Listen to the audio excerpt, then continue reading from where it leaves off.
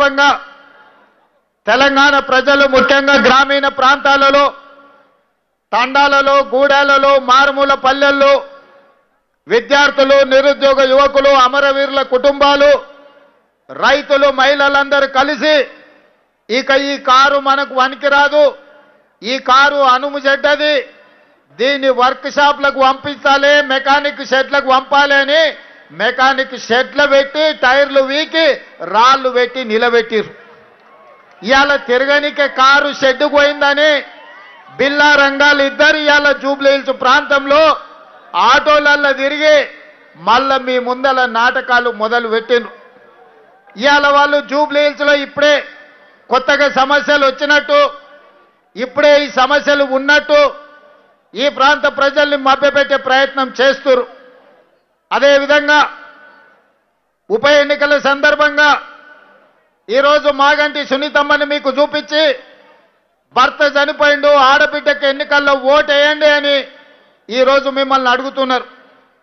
నేను ఈ ప్రాంత ప్రజలకు ముఖ్యంగా ఈ పక్కనున్న బస్తీలు ఆనాడు పేదోళ్ళ దేవుడు పేదోళ్ళ గుండె ధైర్యం పి జనార్దన్ రెడ్డి గారు 2007 నాడు చచ్చిపోయినప్పుడు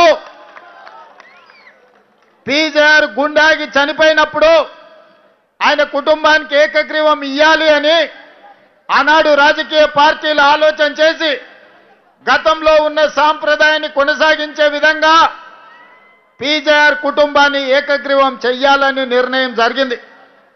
అందులో భాగంగానే ఆనాడు తెలుగుదేశం పార్టీ పెద్దలు నారా చంద్రబాబు నాయుడు గారు పీజేఆర్ కుటుంబానికి అభ్యర్థిని ఎన్నికల బరిలో పోటీ పెట్టకుండా ఏకగ్రీవంగా ఎన్నిక చెయ్యాలని ఆనాడు తెలుగుదేశం పార్టీ సహకరించి ముందుకు వచ్చింది.